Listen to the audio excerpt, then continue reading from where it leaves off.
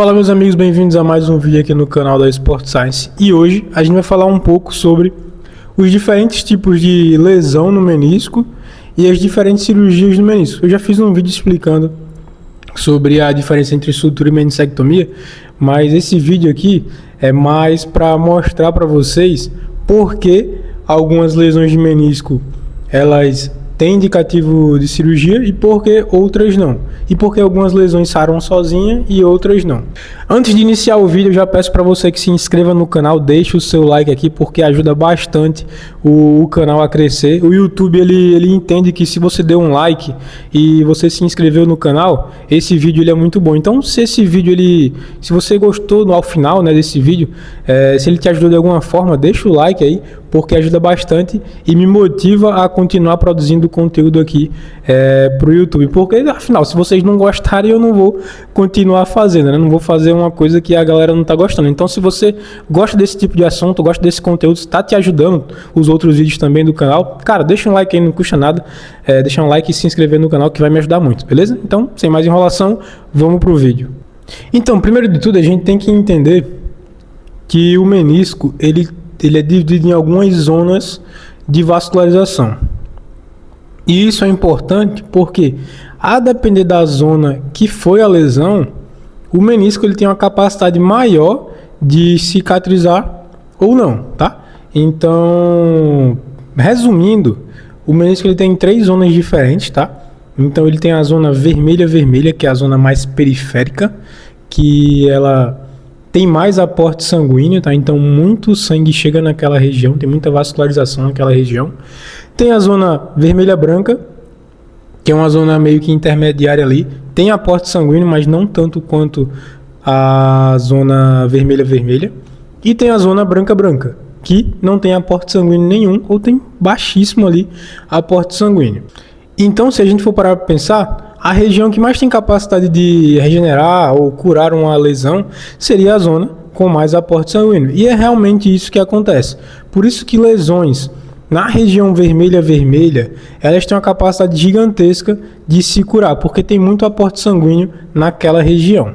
Toda lesão de menisco, salvo as lesões de alça de balde, mas toda lesão de menisco, o primeiro tratamento é a fisioterapia. Caso a fisioterapia não dê certo, aí o paciente ele é submetido a uma cirurgia. Então, se o paciente ele tiver uma lesão, por exemplo, na zona branca, tem muita chance daquela lesão não cicatrizar.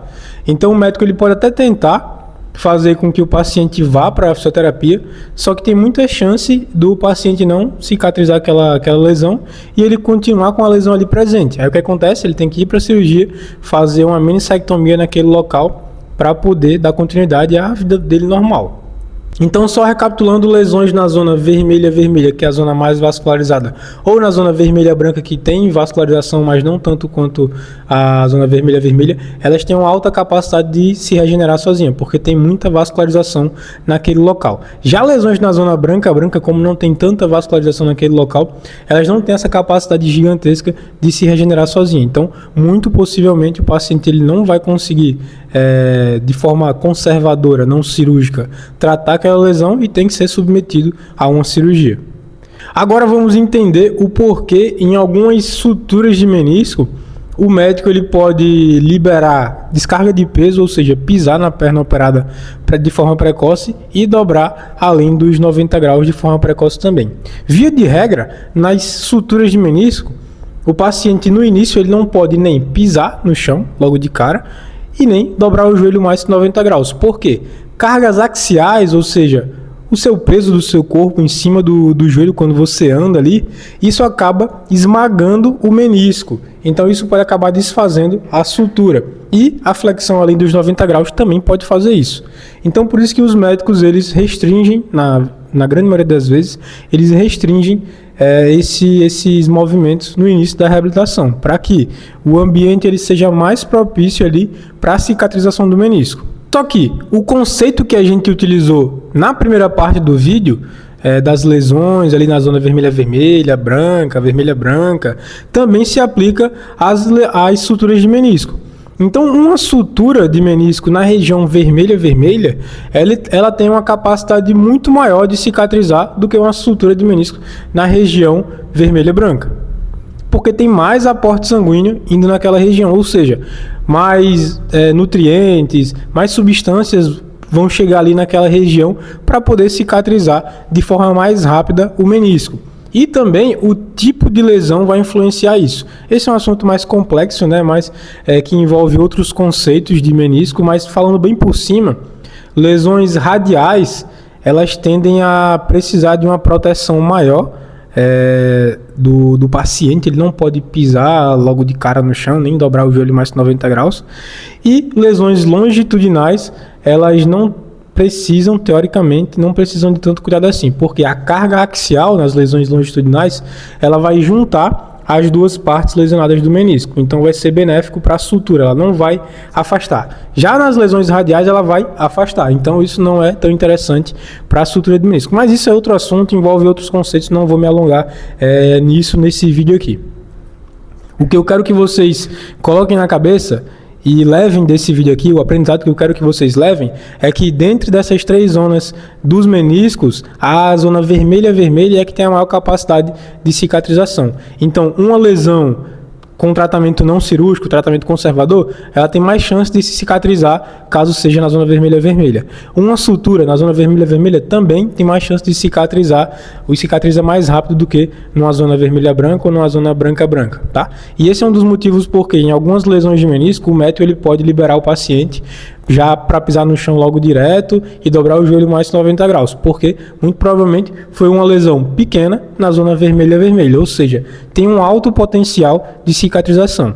E em outros casos, quando o médico ele restringe muito, por exemplo, não pisar no chão por 20 dias e nem dobrar o joelho mais de 90 graus por 45 dias, muito provavelmente foi uma lesão grande, uma lesão extensa, em alguma zona que não tem tanto aporte sanguíneo assim. E pode ter sido uma lesão ali que a natureza da lesão, como eu falei para vocês, a lesão radial, eu dei esse exemplo, ela naturalmente vai demandar mais cuidado, porque cargas axiais vão afastar a sutura. Então, de todos esses fatores que influenciam no tratamento das lesões de menisco.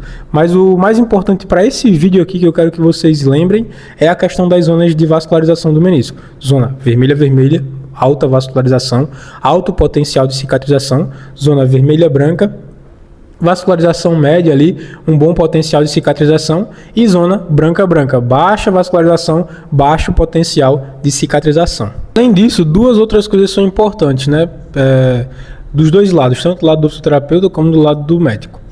Se você tiver uma lesão no menisco e o seu médico já falar logo de cara que você tem que fazer a cirurgia e essa lesão no menisco não for uma lesão em alça de balde, cara, duvide, tá? Porque, como eu falei para vocês, a primeira abordagem das lesões de menisco é um tratamento conservador, tá? Um tratamento não cirúrgico.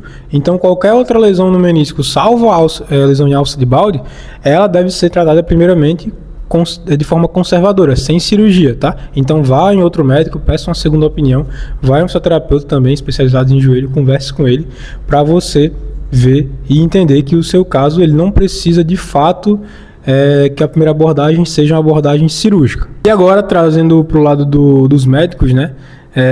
Quando o médico faz a cirurgia de sutura em um paciente e ele coloca uma restrição ali, é porque precisa de restrição. Então, se o seu médico colocou uma determinada restrição, você foi na fisioterapia e a fisioterapeuta ou o fisioterapeuta falou: não precisa se importar com isso não, vamos logo andar, vamos logo dobrar o joelho. Cara, não faça isso. Siga a restrição que o seu médico mandou. Se ele fez a sutura, então ele abriu o seu joelho, ele viu o seu joelho por dentro, ele viu como é que estava a qualidade do seu menisco, tá? Ele viu como é que ficou a qualidade da sutura, a qualidade final da sutura. Então ele sabe o que tá passando ali para você.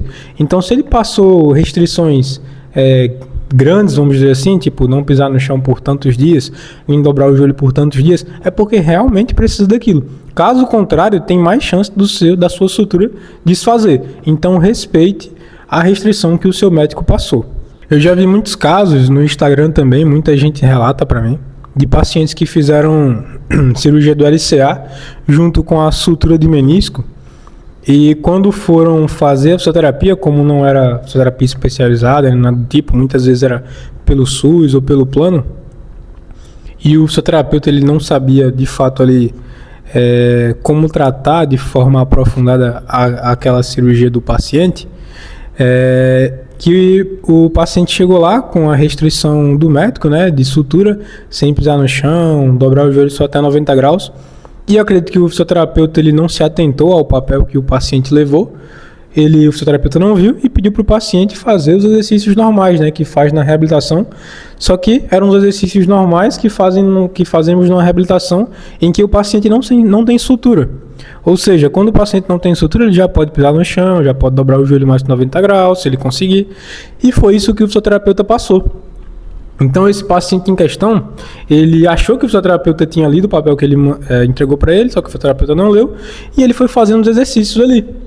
E à medida que ele foi fazendo os exercícios, no começo estava tranquilo, não é assim tão rápido, né? Só que ele foi fazendo, dobrando o joelho mais de 90 graus, tudo ali. E chegou um momento que o joelho dele inchou, isso ele relatando para mim no Instagram. O joelho dele inchou, tipo, muito, mais do que o normal. É normal o joelho inchar no início, só que no caso dele, inchou além do normal. E de forma contrária, né? Por exemplo, é muito comum inchar no início da reabilitação, e esse inchaço ele vai diminuindo. No caso dele, não. Estava muito inchado no início da reabilitação, veio diminuindo, só que do nada, pum, aumentou drasticamente. Então o joelho dele, que estava diminuindo o inchaço, aumentou muito. E o inchaço, como vocês sabem, caso não seja dessa forma que eu estou falando para vocês, descendo de forma gradual, caso seja um pico de inchaço, significa que teve alguma coisa ali no joelho, ou alguma lesão, ou algum procedimento, ou alguma coisa que forçou ali dentro do joelho. No caso desse paciente, era a sutura que desfez.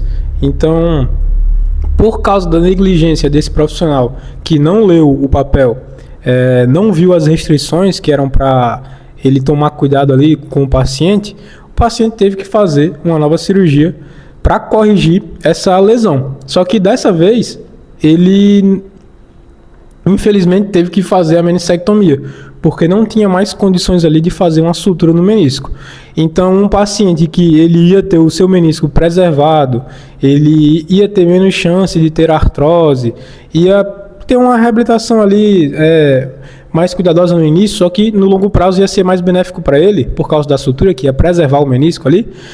Dessa vez, o paciente ele não teve como preservar, então ele teve que fazer uma meniscectomia naquele local, ou seja, ele tirou uma parte do menisco ali.